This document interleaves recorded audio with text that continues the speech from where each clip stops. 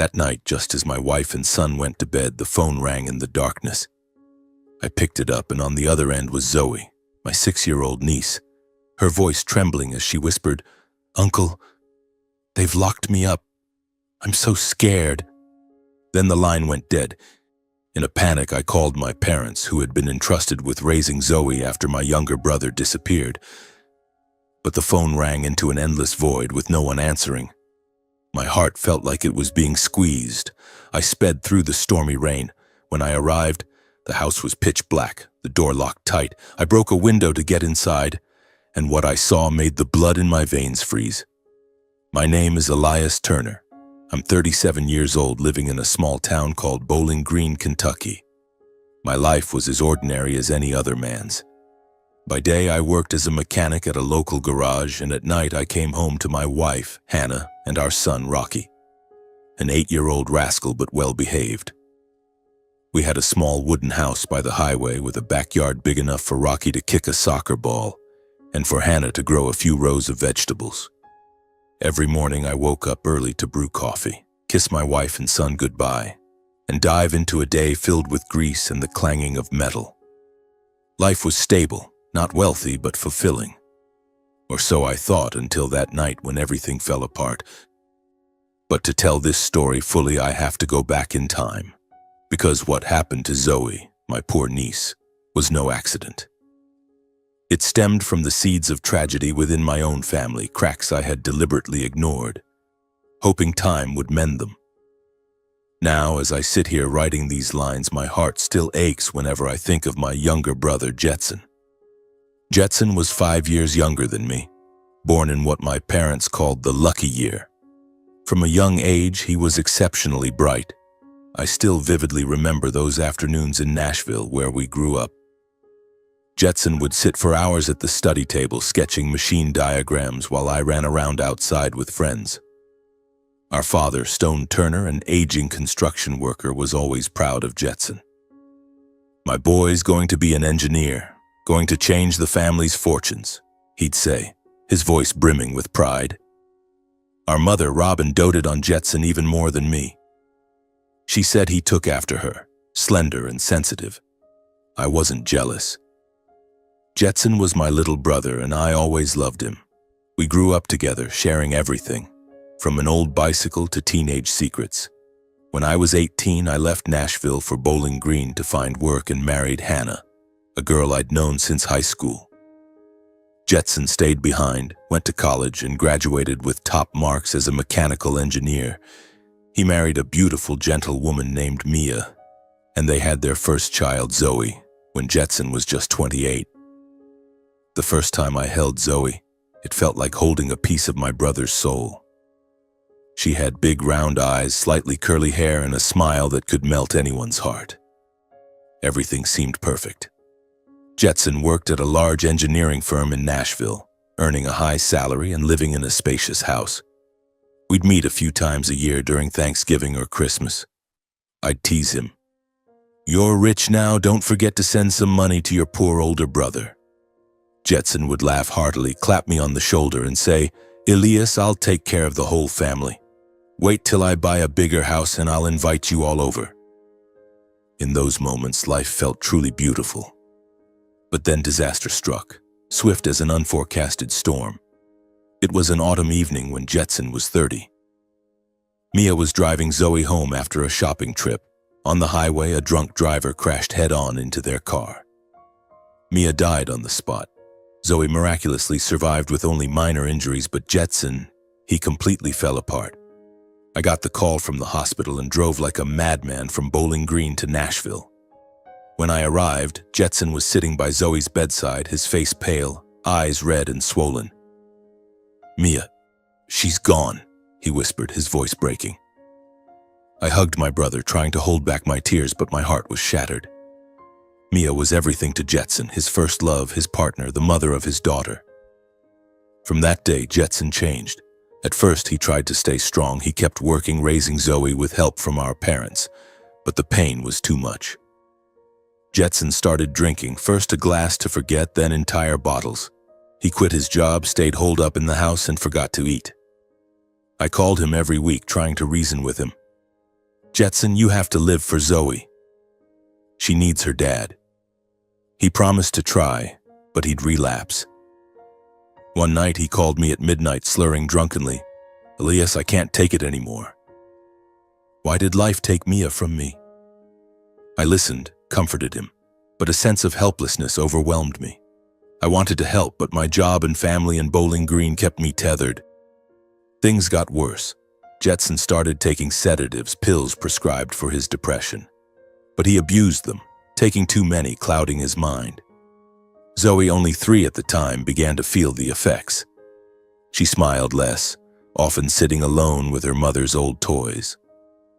Our parents, Stone and Robin, who lived just a few blocks from Jetson, stepped in. They'd pick Zoe up, feed her properly. Practical and image-conscious, our father wanted the family to appear perfect, while our mother often spoke of her sacrifices. They urged Jetson to seek treatment, but he brushed them off. "I can handle it." He usually responds defensively like that. I remember the last time I saw Jetson before everything unraveled. It was a sweltering summer afternoon, and I drove to Nashville to visit him. Jetson was slumped on the sofa, dark circles under his eyes, empty liquor bottles scattered on the floor. Zoe ran to me, her small voice saying, "Uncle Elias, Daddy's always sleeping." My heart clenched. I pulled Jetson out to the backyard and spoke sternly, "You need to snap out of it. Zoe needs you. If you can't, let me take her to Bowling Green for a while." Jetson shook his head, tears streaming down his face. "I don't want to be away from her. But I'm dying inside." I hugged my brother, promising to help, but deep down, I feared the worst was coming. And it did. One early morning, my parents called me, my mother's voice trembling. "Son, Jetson's gone. He left Zoe at our doorstep with a letter." I was stunned and raced to Nashville. Jetson's letter was scrawled messily. "Dad, Mom, Elias, I can't take care of Zoe anymore. I need time to get treatment to heal. Please take care of her for me. I promise I'll come back when I'm better. Love you all." Zoe, then 4 years old, stood trembling beside our parents, clutching an old teddy bear. She looked at me, her eyes glistening. "Where's Daddy, Uncle?" I didn't know how to answer, so I just held her close and promised her that her father would come back soon. The feeling at that moment was as if someone was crushing my heart. Jetson, my little brother, the bright, kind boy I once thought would achieve great things, had now abandoned his young daughter to escape his own life. I knelt down, looked into Zoe's big round eyes, and tried to hold back my tears. "Don't worry, sweetheart. Uncle's here. Grandpa and Grandma will take care of you, and I'll come visit often." Zoe nodded, but her eyes were lost, searching for an answer I couldn't give. I stood up and turned to my parents, Stone and Robin, who were standing on the porch. Stone, with his silver hair and sturdy frame, stood with his arms crossed, deep in thought. Robin wiped her tears, muttering, "How could Jetson do this to her?" I didn't blame Jetson. I knew my brother was battling the unbearable pain of losing his wife in that horrific accident. But leaving Zoe like this, caught on the fragile line between hope and despair, tore at my heart. I looked at my parents, trying to keep my voice steady. "Mom, Dad, you'll take care of Zoe, right? She needs a stable home." Stone nodded firmly. "Of course, Elias. She's our granddaughter. We'll take care of her." Robin added, her voice resolute, "Don't worry, son. I'll treat Zoe like my own." That day, I stayed at my parents' house all day. The house in Nashville, where I grew up, was just as I remembered. The smell of old wood, the ticking of the wall clock, and the worn-out sofa where Jetson used to lie reading books. Zoe sat in a corner, clutching her teddy bear, occasionally looking up at me. I told her stories about my childhood with her dad and promised to bring my son over to play with her often. Zoe gave a faint smile, but it wasn't enough to hide the sadness in her eyes. My parents quickly handled the legal paperwork. They contacted the local authorities and applied to become Zoe's official guardians. I stayed a few days to help, running back and forth between offices, filling out forms. Finally, the authorities approved. My parents received a monthly foster care stipend, about $500, not much, but enough for Zoe's clothes, food, and school supplies. Stone held the documents and said to me, "This is our family's responsibility, Elias. We'll do it well." I nodded, feeling a sense of relief. After all, they were my parents, Zoe's grandparents. I trusted they would love and care for my niece. At first, everything seemed fine. I returned to Bowling Green and resumed my routine at the auto repair shop. In the early days, I called my parents weekly to check on Zoe.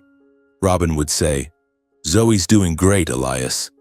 I bought her some new dresses and baked cookies for her." Stone boasted, "I took her to the park last weekend. She loved it." Hearing this warmed my heart. Zoe was being cared for, loved. That's all I wanted. Hannah, my wife, reassured me, "Don't worry too much, honey. Your parents will do a good job. Zoe will be fine." Rocky was excited, eager to visit cousin Zoe in Nashville. I promised him I'd arrange it soon. In the first few months, I visited Zoe whenever I could, though not as often as I'd have liked. The drive from Bowling Green to Nashville took over an hour, and work at the garage was hectic. I had to fix cars, check invoices, and sometimes work overtime to support my family. Hannah was busy with her hospital shifts, and Rocky was at an age where I had to drive him to soccer practice. Life pulled me along, but every time I thought of Zoe, guilt gnawed at me. I told myself I need to visit her more often. But weeks turned into more weeks, and I settled for phone calls, listening to Robin's cheerful updates. "Zoe's doing great, Elias. She's learning to draw." On the rare occasions I had time, I drove Rocky to my parents' house to visit Zoe. She'd light up, running to hug him. The two kids would play in my parents' yard, chasing each other around the old oak tree. Watching them, I felt a sense of relief. Zoe still had her smile, still held onto some of her childish innocence. But I didn't realize that beneath the calm surface, cracks were starting to form. About a year later, things began to change. I noticed Zoe wasn't as vibrant as before. During one visit, I saw she was thinner, her cheeks hollow, her skin pale. She sat in a corner, clutching her teddy bear, barely speaking. I asked, "Zoe, what did you eat today?" She hesitated. Bread and cheese." I turned to Robin, trying to stay calm. "Mom, Zoe looks too thin. Are you feeding her enough?" She laughed it off, waving her hand. "Oh, kids, Elias. She's picky, but I'm working on it." Stone chimed in. "Don't worry, we're taking good care of her. She's fine." But Zoe's eyes unsettled me. They no longer sparkled, they were distant, as if searching for something far away. I tried to convince myself my parents were doing their best, that they loved her. But a bad feeling kept creeping in. I started noticing small details. My parents' house had new items, a large screen TV, a few new handbags for Mom, and Dad bragged about dining out with friends. I wondered, where was the $500 monthly stipend going? Were they using it to care for Zoe? One time I suggested, "Mom, Dad, let Zoe come to Bowling Green for a week to play with Rocky. Hannah would love that too." Mom immediately refused. "No, Zoe's not feeling well. She's used to us." Dad added gruffly, "You and Hannah are so busy. How could you manage? We'll take care of her." I argued, "But she needs a change of environment. Staying with us for a bit would be good for her." Robin brushed it off. "She's attached to me, Elias. Don't worry." I was frustrated but didn't want to fight. They were my parents, after all. I told myself to trust them. But the guilt over Zoe wouldn't let me go. Every night lying next to Hannah, I thought of her. "Hannah, do you think Zoe's okay?" I asked. Always optimistic, Hannah squeezed my hand. "Honey, your parents are adults. They know how to care for a child. Zoe will be fine." But I couldn't shake the feeling I was failing her. I called more often, but my parents always said everything was fine. "Zoe just ate a big meal," Robin would say. "She's playing in the yard," Stone would add. I wanted to believe them, but my heart felt heavy. Meanwhile, Jetson remained missing. I hired a private investigator, spending thousands of dollars, but found no leads. Jetson had vanished from the world. I lay awake at night wondering where my brother was, what he was doing, if he was okay. Zoe sometimes asked, "Uncle Elias, why is Daddy taking so long to come back?" I'd hug her and lie. "He's just gone away for a bit, but he'll be back soon." But I didn't know when or if he'd return. Time passed and Zoe grew up under my parents' care. She turned 5, then 6, but each time I visited she looked thinner, quieter. Once she sat in a corner clutching her teddy bear, whispering, "Uncle, I want to live with you." I smiled, ruffled her hair. "I'll take you home soon, Zoe. Just wait for me." But when I brought it up with my parents, they refused. "She's too weak, Elias. Let us take care of her." I started to grow suspicious. My parents, always practical and concerned with appearances, didn't want anyone to know Jetson had abandoned his daughter or to think they weren't caring for their granddaughter properly. But their true love for Zoe, I was no longer certain. My visits became less frequent, not because I didn't want to see her, but because life in Bowling Green was overwhelming. The garage was busy, Hannah worked night shifts, and Rocky started 4th grade. I told myself, as long as Mom and Dad are taking care of Zoe, I don't need to worry. I wanted to believe it, but the bad feeling grew stronger. I didn't know that the cracks in my family were deepening. My parents, whom I trusted, were growing indifferent to Zoe. The stipend I thought was for her care was being misused. And Zoe, that poor little girl, was quietly suffering in the home that was supposed to be her haven. I never imagined that a year later a phone call in the middle of a stormy night would shatter all my trust, plunging me into a nightmare I'd never forget. That night, the rain poured down in torrents. Bowling Green was engulfed in the growling of thunder and the lashing of rain against the roof, as if it wanted to tear everything apart. I had just finished a long day at the garage, my back aching, my hands still smelling of motor oil. Hannah had gone to bed early after her night shift at the hospital, and Rocky was curled up in his blanket, lost in the dreams of an 8-year-old. I sat in the living room, flipping through an old magazine, trying to shake off the unease that kept nagging at me. It had been 2 years since Jetson disappeared, and Zoe, now 6 years old, was still living with my parents in Nashville. I had called them a few days ago as usual, and Robin had said, "Zoe's doing fine, Elias. She just ate a big meal." But why did her voice sound rushed, like she wanted to end the call quickly? I brushed it off, telling myself I was overthinking. Then the phone rang. The sharp ring cut through the night. I startled, glancing at the clock, nearly midnight. Who would call at this hour? An unfamiliar number, but the area code was Nashville. My heart pounded as I picked up.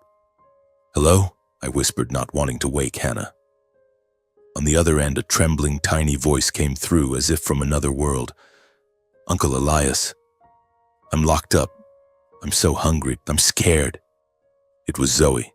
Her voice was frail, halting, as if she were holding back sobs. I froze, my hand gripping the phone tightly. "Zoe? Where are you? Locked up how?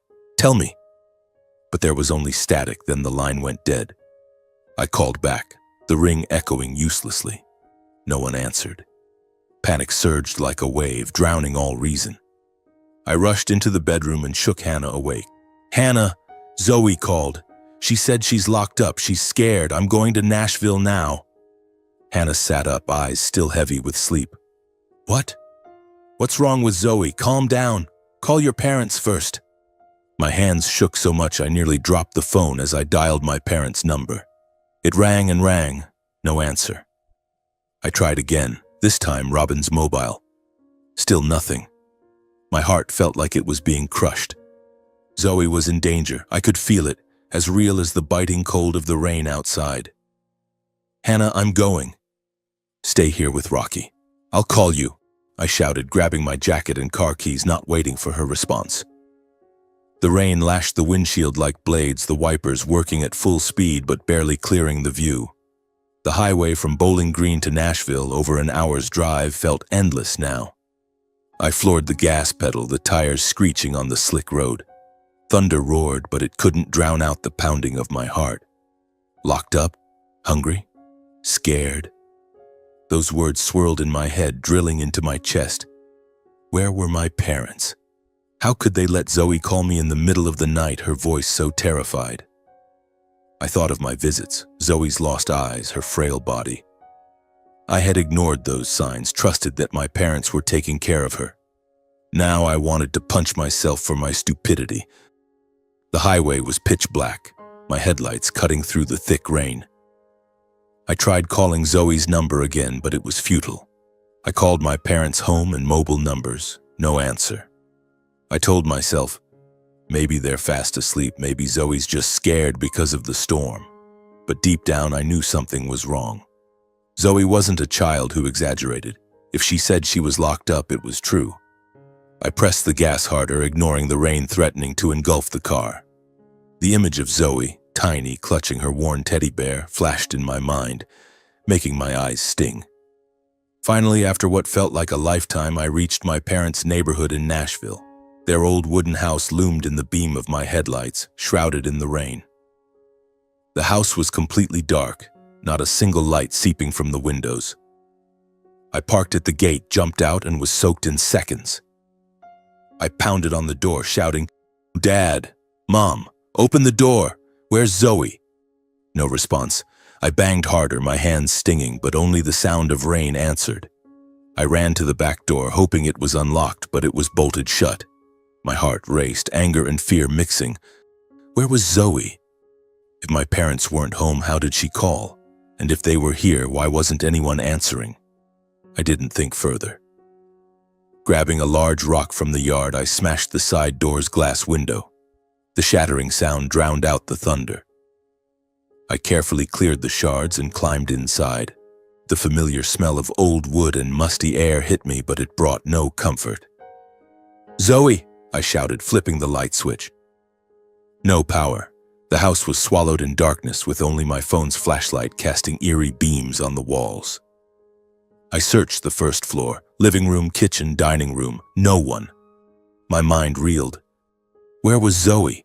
Where were my parents? I raced up the stairs, taking 2 steps at a time, calling Zoe's name nonstop. In the second-floor hallway, I heard a faint noise, like a soft whimper. I froze, my heart pounding. "Zoe? Where are you?" The whimper came again from the small room at the end of the hall, the one my parents used as a storage closet. I ran to it, pushed the door, but it was locked. "Zoe!" I banged on the door, my voice hoarse. A weak voice answered from inside, "Uncle Elias, I'm in here." I didn't hesitate. With all my strength, I kicked the door, the weak hinges giving way. In the dim light of my phone, I saw Zoe. She was curled up in the corner on the cold floor with only a thin blanket. She was pale, her cheeks sunken, her eyes hollow. Her small hands clutching her teddy bear as if it were the only thing anchoring her to the world. "You finally came to get me," Zoe whispered, her voice so faint I had to kneel to hear her. I scooped her up, her body frighteningly light, as if she had no strength left. "You're okay now, Zoe." "Uncle's here," I said, but my voice broke. She trembled in my arms, ice cold. I looked around the room. No bed, no food, just a few crumbs of dry bread scattered on the floor. An old phone lay in the corner, probably borrowed from a school friend. Zoe must have used it to call me. Rage surged, but I suppressed it. Now wasn't the time. I carried Zoe downstairs, wrapping her in my jacket to shield her from the rain. "Uncle's taking you to the hospital, okay?" Zoe nodded weakly, her head resting on my shoulder. I rushed to the car, placed Zoe in the back seat, and draped a blanket from the trunk over her. The rain soaked through my clothes, but I didn't feel the cold. All I felt was panic and the burning anger in my chest. I drove to the nearest hospital in Nashville, calling Hannah on the way. "Hannah, I found Zoe. She's not okay. I'm taking her to the hospital." Hannah gasped. "Oh my God, what's wrong with Zoe?" "Where are your parents?" I gritted my teeth. "I don't know. They're not home." At the hospital, I carried Zoe into the emergency room. Nurses rushed over, placed her on a stretcher, and wheeled her inside. I stood outside, drenched, staring through the glass door. Zoe lay there, small and frail, surrounded by doctors. A nurse approached me. "Are you the child's relative?" I nodded. "I'm her uncle, Elias Turner." She jotted something down and said, "We'll check on her right away. Please wait here." I sank into a waiting room chair, my hands trembling. The image of Zoe curled up in that locked room haunted me. Where were my parents? How could they let this happen to her? The stipend, their promises to care for her. Were they all lies? I called my parents again, but still no answer. I texted Hannah, telling her to stay with Rocky and that I'd update her. But in my heart, I knew everything had changed. The dark house, the locked door, and Zoe, the little girl I loved like my own, left starving and terrified. I swore to myself that no matter what happened, I wouldn't let Zoe suffer anymore. The hospital in Nashville was brightly lit, but the atmosphere was chillingly cold. I sat in the waiting area, my jacket still soaked from the rain, clutching my phone as if it were the only thing keeping me from falling apart. The image of Zoe lying on the stretcher, small, pale, her sunken eyes filled with panic, haunted me. I couldn't shake the moment I found her in that locked room, curled up on the floor, clinging to her old teddy bear like it was her last lifeline. Where were my parents? How could they let Zoe end up like this? The questions bored into my mind, each one like a stab. The emergency room door swung open. A doctor stepped out wearing glasses, his graying hair neatly combed, a name tag on his white coat reading Dr. Apollo Patel. He looked at me, his expression serious yet gentle. "Are you Elias Turner, the girl's uncle?" he asked. I nodded, standing up abruptly, my voice hoarse. "How's Zoe, doctor? Is she okay?" Dr. Patel gestured for me to sit back down, then sighed, his voice low. "I'll be straightforward.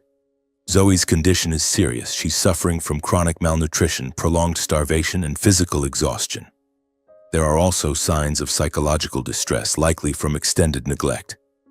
We're administering fluids and nutrients, but she needs close monitoring." His words hit me like a punch to the chest. Chronic malnutrition, prolonged starvation, psychological distress. I shook my head, struggling to process each word. How could this happen? I stammered. She lives with her grandparents. They get a stipend to care for her. How could she be starving? Dr. Patel looked at me with sympathy. "I don't know your family's circumstances, but this didn't happen overnight. Zoe has been malnourished for a long time, possibly months, even a year. She's severely underweight, deficient in vitamins, and her mental state is unstable. Do you know anything about her situation before you brought her here?" I sank back into the chair, my mind reeling. Memories flashed like a fast-forwarding film. Zoe's gaunt frame, her hollow cheeks, her lost eyes every time I visited. The times she whispered, "I want to live with you, Uncle." And I'd just smile, pat her head, thinking she only missed me. The times Robin said, "Zoe's picky," or Stone insisted, "She's fine, why are you worrying?" I had seen the signs, but I chose to trust my parents, to believe they loved their granddaughter. Now the doctor's words tore through the facade of lies I'd built for myself. I had failed Zoe. I had let her suffer in silence. "Doctor," I whispered, my voice choking, "will she be okay? She's everything to me." Dr. Patel placed a hand on my shoulder. "We'll do our best. Zoe's young, her body can recover, but she needs proper care, both physically and mentally. You should contact Child Protective Services. This situation, it shows signs of serious neglect." I nodded, but my mind was blank. Neglect. The word echoed in me, sharp as a blade. I looked back through the glass door of the emergency room. Zoe lay there, eyes closed, an IV line in her arm. She looked so small, so fragile, like a bird with broken wings. I wondered, what had Zoe endured in that house? The days and months of being neglected, locked in a dark room, hungry and afraid. And my parents, Stone and Robin, the people I trusted. What had they done with the stipend meant for her? I remembered Robin's new handbags, the big screen TV in their living room, Stone bragging about dinners with friends. The $500 monthly stipend was supposed to buy food, clothes, and school supplies for Zoe. Now I realized the bitter truth.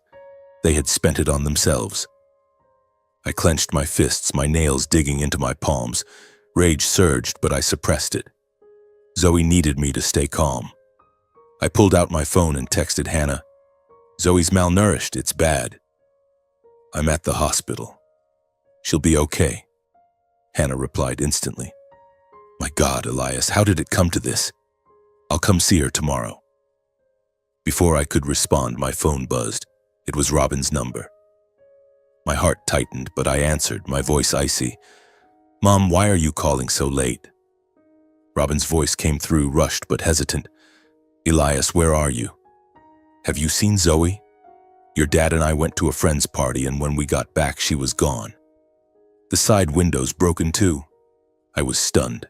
A party? They left Zoe alone in a locked house to go to a party? It was unthinkable. I wanted to scream, to drive back to their house and confront them, demand the whole truth, but I held back, pretending ignorance. What do you mean Zoe's missing? You left her home alone? I emphasized each word, struggling to keep my voice steady, though anger boiled inside me. Robin fumbled. Well, we thought Zoe was asleep and we were only gone for a bit. When we got back, she wasn't there. Have you seen her? We saw your missed calls. Did you take her? I heard Stone in the background gruff. Tell Elias not to make a big deal out of this. I clenched my jaw, seeing their blatant deceit. They weren't worried about Zoe's disappearance, didn't know she was lying in a hospital too weak to sit up. They just wanted to cover it up, to save face with the neighbors. Mom, I said, my voice trembling with anger. How could you leave Zoe alone? She's 6 years old. You knew she was frail. Why weren't you home taking care of her? Robin faltered, her voice rising. Elias, you're talking like we abused her or something. We just stepped out for a bit. Zoe's well-behaved, you know that. She can sleep on her own. Stone cut in, his tone sharp. You dare blame us? You're too busy to care for her, so don't lecture us. I was speechless. Not a word of apology, not a hint of concern, only blame and pride. I wanted to scream into the phone to tell them Zoe was fighting for her life because of their neglect, but I stopped myself. If I spoke now, they'd find ways to dodge, to fake concern. I had to protect Zoe first. Fine, I said, my voice cold as ice. I'll look for Zoe. You two should look for her too. If you find her, call me immediately. I hung up before they could respond. Standing in the hospital hallway, I felt like the world had collapsed. My parents, the people who raised me, whom I trusted, had betrayed Zoe, betrayed Jetson. They hadn't just neglected her. They'd used her stipend to live comfortably while she starved and trembled in a locked room. I looked back at Zoe through the glass. A nurse was checking her monitor, her eyes full of pity. I told myself, Zoe, I won't let you suffer anymore. But I knew that to keep that promise, I'd have to face the horrifying truth about my family. My parents weren't just indifferent. They had abandoned Zoe, leaving her to live in hunger and loneliness. I had to act, not just for Zoe, but for my own conscience. I called Hannah, my voice shaking. Hannah, they left Zoe alone to go to a party. I'm calling the police. She can't stay with them anymore. Hannah sobbed over the phone. Elias, how could they do that? Whatever you do, bring Zoe to us, okay? I nodded, though she couldn't see. I will. I promise. I hung up and looked at Zoe again. She lay there, frail but alive. That was my only glimmer of hope now. I knew the road ahead would be rough. My parents wouldn't let go easily. They'd blame me, fight to save face. But I was resolute. Zoe would never return to that house. Never. Sitting in the hospital hallway, I felt like I was standing in the middle of an endless storm. The steady hum of the machines in the emergency room was a constant reminder that Zoe was still fighting. But I knew the real battle was only just beginning. I took out my phone, took a deep breath, and called the Nashville police. An officer's voice answered.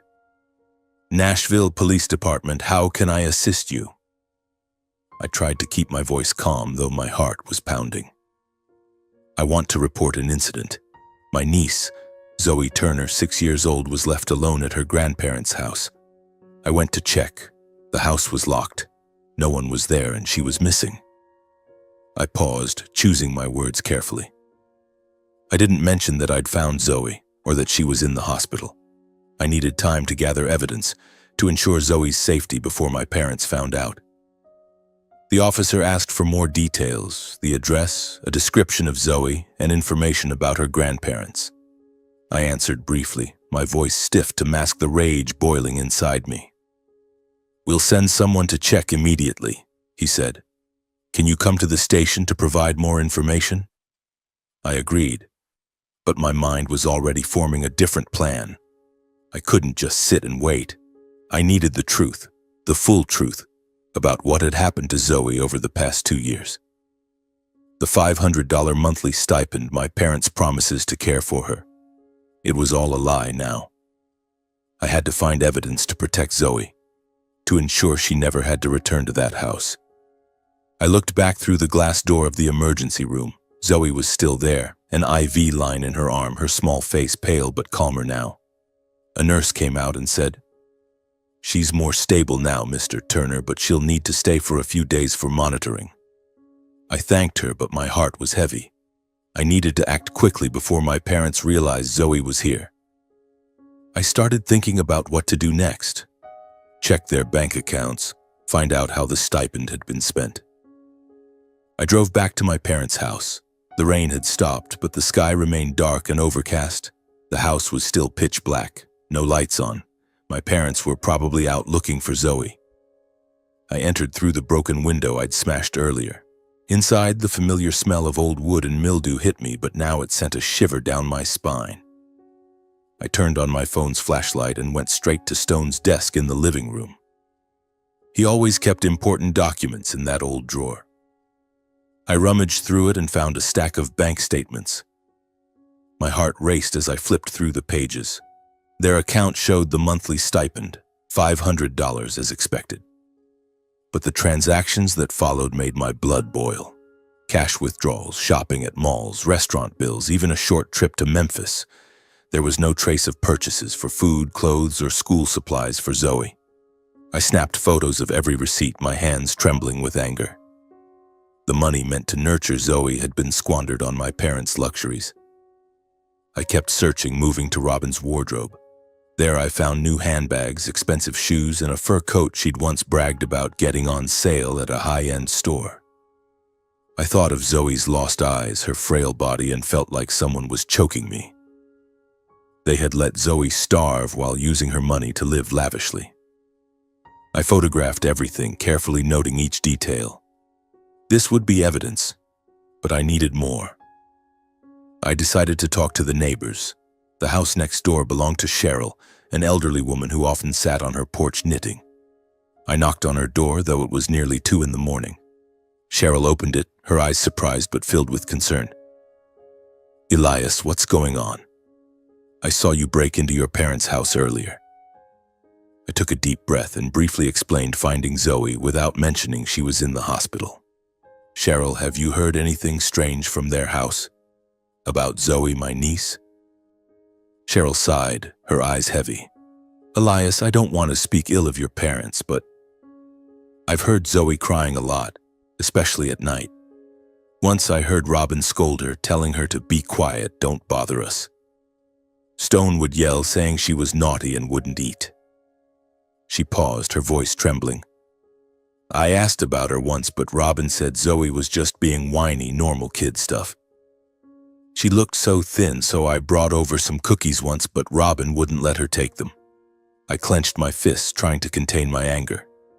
"Did you ever see them leave Zoe alone?" I asked. Cheryl nodded. "Many times. They'd go out at night, leaving her at home.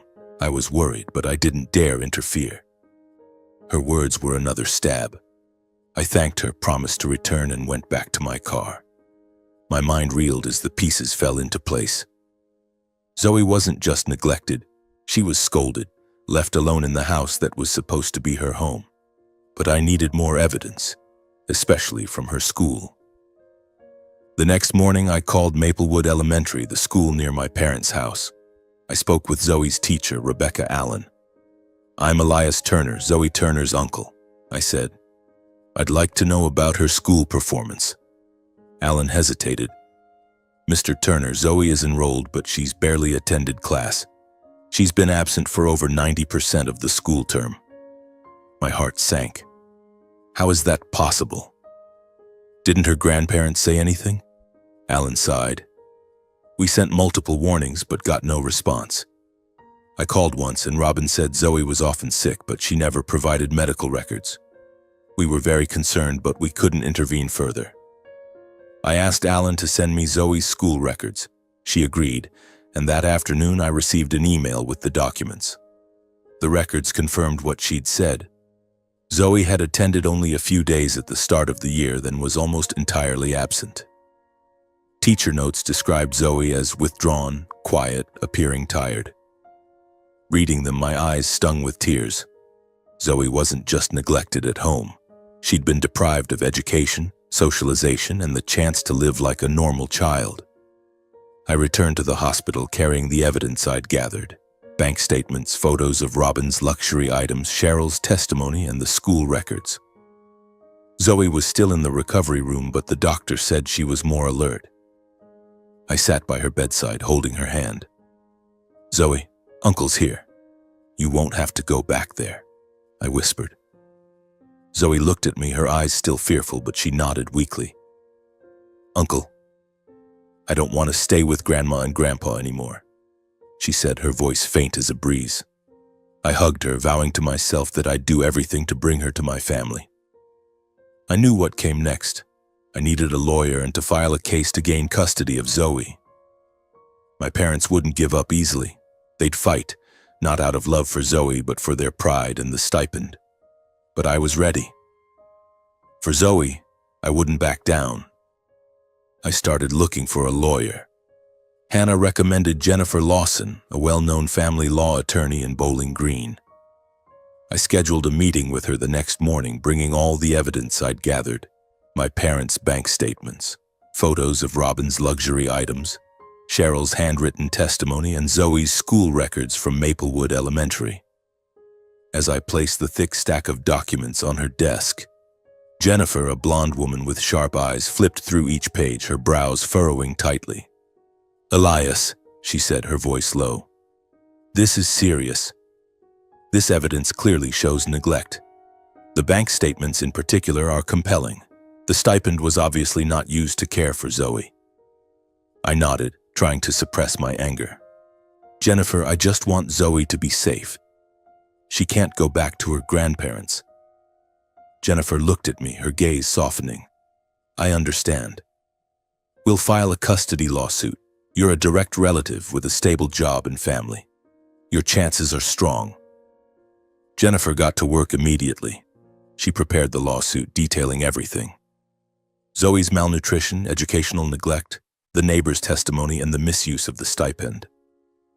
I provided more information about my family, about Jetson and Zoe's circumstances over the past 2 years. Each time I recounted the story, it felt like someone was squeezing my heart. I had let Zoe suffer for too long, all because I trusted my parents. Now I had to make things right. A week later, the lawsuit was filed with the Nashville Family Court. I received notice that my parents would be served with a summons within a few days.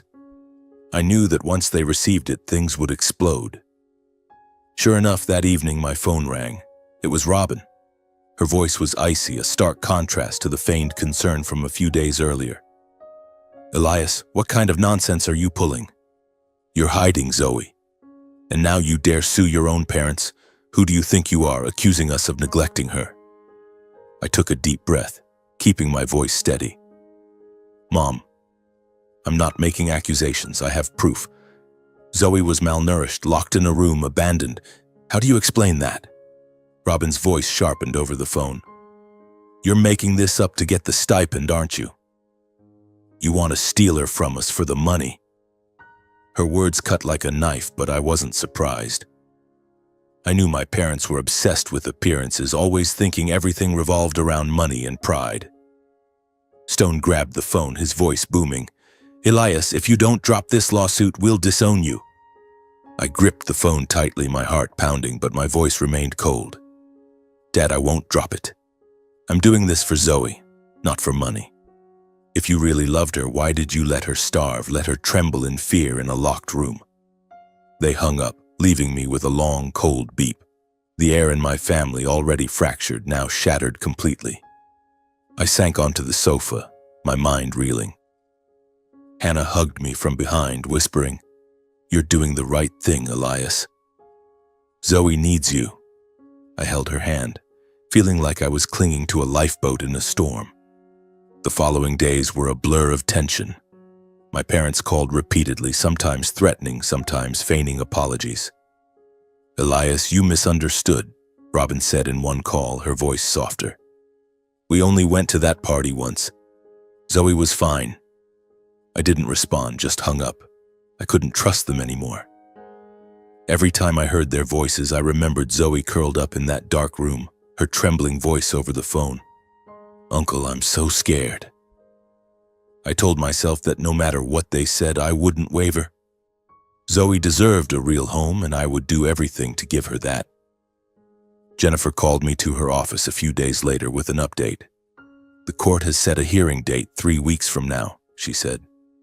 "Your parents have hired their own lawyer, and they're trying to dismiss the neglect allegations. They claim Zoe was just sick and you're exaggerating to gain custody." I shook my head, unsurprised. "Jennifer, I have evidence. The doctor, the neighbor, the school, they all confirm the truth." Jennifer nodded. "Exactly. We have a strong case. But brace yourself, the hearing won't be easy. They're your parents, and family dynamics will make this more complicated." I knew she was right, but every time I thought of Zoe, I knew I had no other choice. I visited Zoe at the hospital every day. She was starting to eat small amounts of porridge, but remained quiet. I told her how Rocky was worried about her, about our house in Bowling Green, about Hannah's garden. "You'll love it there," I said, ruffling her hair. Zoe gave a faint smile, the first time I saw a spark in her eyes. That was my motivation to keep going.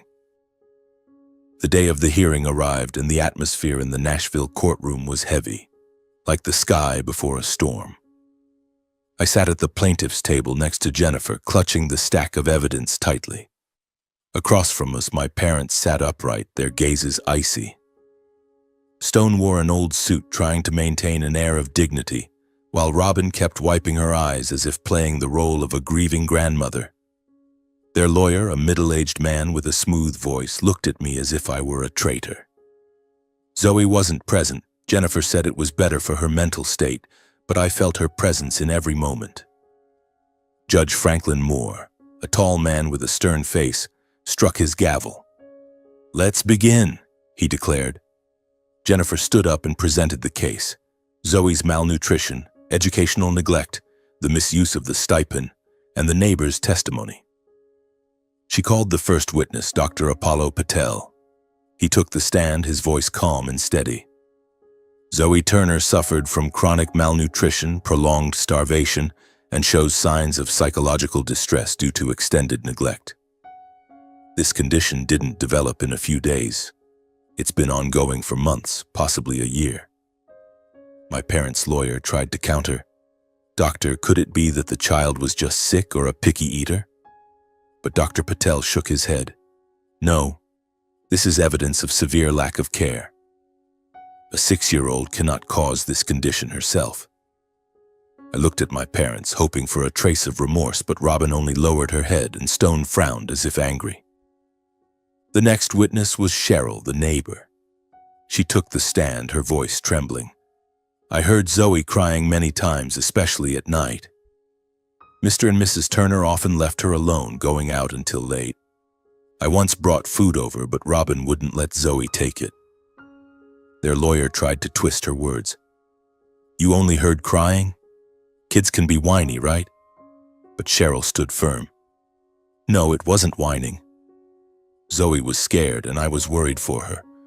Rebecca Allen, Zoe's teacher, was next.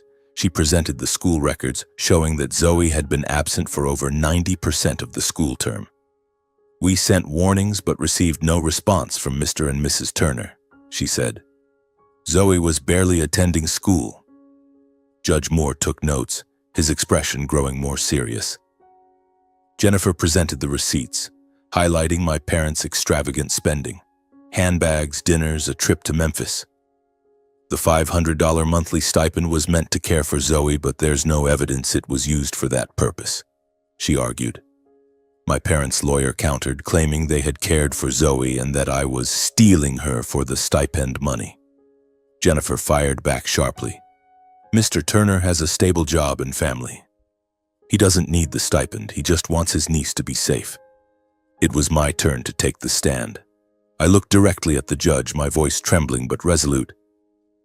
"Your Honor, I'm not doing this for money. I'm doing this for Zoe. She was locked in a room, starved, denied an education. I'm her uncle and I want her to live in a safe environment where she's loved." I glanced at my parents, hoping they'd lower their heads in shame, but Stone glared at me and Robin turned away. My parents took the stand next. Robin sobbed, claiming they loved Zoe and that she was just sick. Stone accused me of making up stories to tear the family apart, but the evidence was overwhelming. Judge Moore called for a recess, then returned with his ruling. "Based on the evidence and testimonies," he said, "this court grants custody of Zoe Turner to Elias Turner. Mr. and Mrs. Stone and Robin Turner will be monitored by Child Protective Services and the foster care stipend will be terminated." The courtroom fell silent. Robin burst into tears, but I knew it wasn't for Zoe. It was for her pride. Stone stood up, pointing at me. "You'll regret this, Elias. You're no longer my son." I looked at him, saying nothing. My heart ached, but I had no regrets. I had chosen Zoe, and it was the right choice. After the hearing, Jennifer patted my shoulder. "You did well, Elias. Zoe will be safe with you." I nodded, but my heart was still heavy. My family was broken, but I had no other choice. I drove back to the hospital where Zoe was waiting. I sat by her bedside, held her hand, and said, "Zoe, you're coming home with Uncle. Everything will be okay." She smiled faintly, hugged me tightly, tears streaming down her face. The feeling of Zoe's small hands clinging to me, weak but full of trust, warmed my heart. I knew that from now on I wasn't just Zoe's uncle. I would be her second father. A few days later, Zoe was discharged from the hospital. Dr. Apollo Patel gave me detailed instructions. She needs a special diet and regular psychological monitoring. Her mental state is still fragile, but with love and care, she'll recover. I nodded, committing every word to memory. As I carried Zoe to the car, she hugged her old teddy bear, looking out the window with a mix of curiosity and apprehension. "Am I going to meet Aunt Hannah and Rocky soon?" she asked, her voice tiny. I ruffled her hair. "That's right. They're waiting for you at home." The drive from Nashville to Bowling Green was strangely peaceful. I turned on the radio, choosing a cheerful children's song, hoping to help Zoe relax. She gave a faint smile, and I knew I was doing the right thing. When we arrived home, Hannah and Rocky were waiting at the door. Hannah ran out and hugged Zoe tightly. "Welcome home, Zoe." Rocky, with a wide grin, held up a small ball. "Zoe, I'll teach you how to play soccer." Zoe was shy, but her eyes lit up at the warm welcome. I looked at Hannah, feeling her unconditional love for Zoe. "Thank you," I whispered. Hannah squeezed my hand. "We're a family, honey. Zoe is our daughter." The first few days, Zoe was still scared. At night, she often woke up from nightmares, crying for me or Hannah. One night, I rushed into her room and found her curled up in the corner of the bed, clutching her teddy bear, whispering, "I'm scared. They'll lock me up again." I held her, soothing her. "No one will lock you up anymore, Zoe. Uncle's here, Aunt Hannah's here, Rocky's here. You're safe now." Gradually, Zoe began to trust us. The nightmares became less frequent, but I knew the wounds in her heart would take time to heal. I took Zoe to see a psychologist, Dr. Allison Pierce, a gentle but professional woman. During therapy sessions, Zoe slowly opened up, sharing about her time with my parents. The days she was left hungry, locked in a room, scolded for crying. Each story was like a knife to my heart. Uncle Elias, I just wanted to make Grandma and Grandpa happy, but I always did something wrong. Zoe said, her eyes welling with tears. Dr. Pierce reassured her. Zoe, you didn't do anything wrong. You deserve to be loved. I sat outside the room, listening through the door, my heart breaking. But I also felt hope. Zoe was slowly regaining her confidence. At home, we tried to give Zoe a normal life. Hannah cooked nutritious meals, from chicken soup to homemade cookies, to help Zoe gain weight. Rocky became her best friend. He was always protective of her. One day I saw Rocky holding Zoe's hand, leading her to the backyard to play soccer. Don't be afraid, I won't let you fall. Zoe laughed loudly, the first time I heard her clear, carefree laugh. Those moments, Hannah singing lullabies, Rocky playing with Zoe, our family gathered around the dinner table, were medicine for both Zoe and me. I enrolled Zoe in Rocky's elementary school, Bowling Green Elementary. On her first day, she held my hand tightly, her eyes anxious. Uncle, what if the teacher scolds me? I knelt down, looking into her eyes. The teacher will love you, Zoe, and Rocky will be there with you. Rocky, standing nearby, puffed out his chest. That's right, I'll protect you. Zoe smiled, and I knew she was starting to settle in. Her teacher paid special attention to her, reporting that Zoe was doing well in school, though still shy, and Rocky was always by her side, ensuring no one bullied her. As the months passed, Zoe began to change. She gained weight, her cheeks grew rosier, and her smile appeared more often. Hannah and I turned the living room into a play area for the kids, filled with toys and books. Every evening we read bedtime stories to Zoe and Rocky, tales of courage and family love. One night, Zoe hugged me before bed, whispering, Uncle Elias, you're the best dad in the world. My heart melted. Zoe had found her home, and I knew that despite her painful past, she had a bright future ahead. 4 years passed in the blink of an eye. Zoe was now 10 years old, a lively girl who loved painting and playing soccer with Rocky. She called me and Hannah Dad Elias and Mom Hannah, which filled us with both emotion and pride. Rocky, now 12, remained a devoted big brother, always looking out for Zoe at school. Our family had become a tight-knit unit, but there was still an empty space in my heart named Jetson. My younger brother, who vanished 4 years ago, remained a mystery. I didn't know if he was alive or gone, but I always prayed he'd find peace. One autumn afternoon, while I was working on a car at the garage, my phone rang. It was an unfamiliar number, and I answered cautiously. Hello, who's this? On the other end, a familiar voice, deeper and more mature, came through. Elias, it's me. Jetson. My heart skipped a beat. Jetson? I whispered, hardly believing it. Where are you? Are you okay? Jetson gave a soft laugh, his voice thick with emotion. I'm okay. I want to see you and Zoe. I'm in Bowling Green. I raced home, my mind in turmoil. Hannah and Zoe were in the backyard tending to the vegetable garden. When I told them about Jetson, Hannah hugged me. Oh my God, Elias, he's back. Zoe looked up, her eyes curious. Dad, Jetson, is he really back? I nodded, holding back tears. Yes, Zoe. Your dad's back.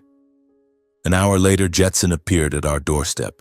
He had changed, thinner with streaks of gray in his hair, but his eyes were bright and full of life. Dressed in a sharp suit, he was no longer the man drowning in alcohol and pills 6 years ago. When Zoe ran to him, Jetson knelt down, enveloping her in a hug, tears streaming down his face. Zoe, I'm so sorry. I'm sorry for leaving you, he said, his voice breaking. Zoe clung to him, sobbing, Dad, I missed you so much. I stood there, watching their reunion, my heart torn between joy and pain. Jetson turned to me, gripping my hand tightly. Elias, thank you.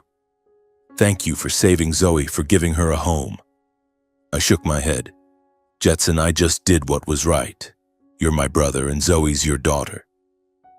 Jetson shared that over the past 6 years he had sought therapy, gone to rehab, and then moved to California to start over. Now he was a successful entrepreneur running a small tech company. Jetson stayed with us for a week to reconnect with Zoe. He spent time playing with her, taking her to the park and telling her about the years he fought to overcome his pain. Zoe slowly warmed up to her father, though she still called me Dad Elias. Jetson didn't mind, only smiling. "Elias, you deserve to be Zoe's dad." And Jetson made a surprising declaration. "I'm cutting ties with Mom and Dad. After what they did to Zoe, I can't forgive them." I nodded, understanding his decision. I too couldn't forgive what our parents had done to their own granddaughter.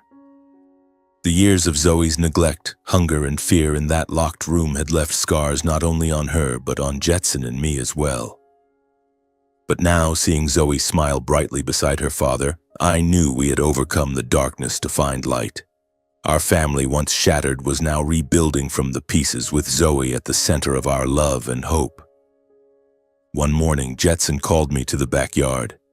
"Elias," he said, his voice low but firm, "I've decided to take Zoe to New York. My company there is doing well, and I want Zoe to have a fresh start, a new home."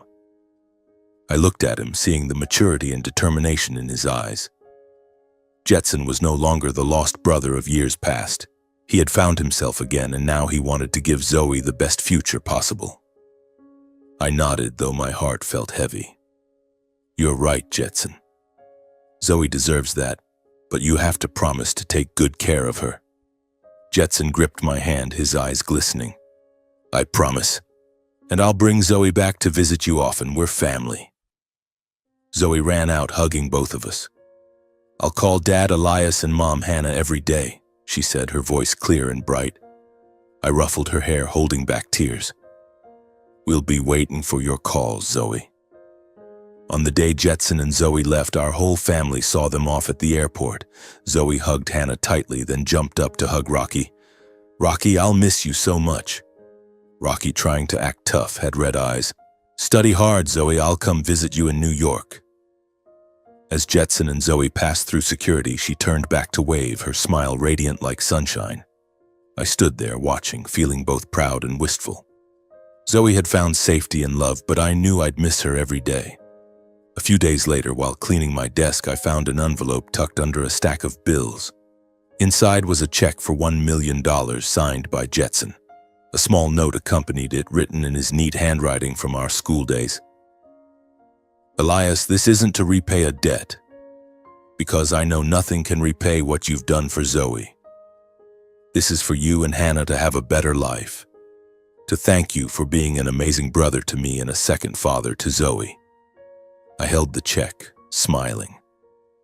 Jetson had truly rebuilt his life, overcoming the pain of losing his wife to become a successful, mature man.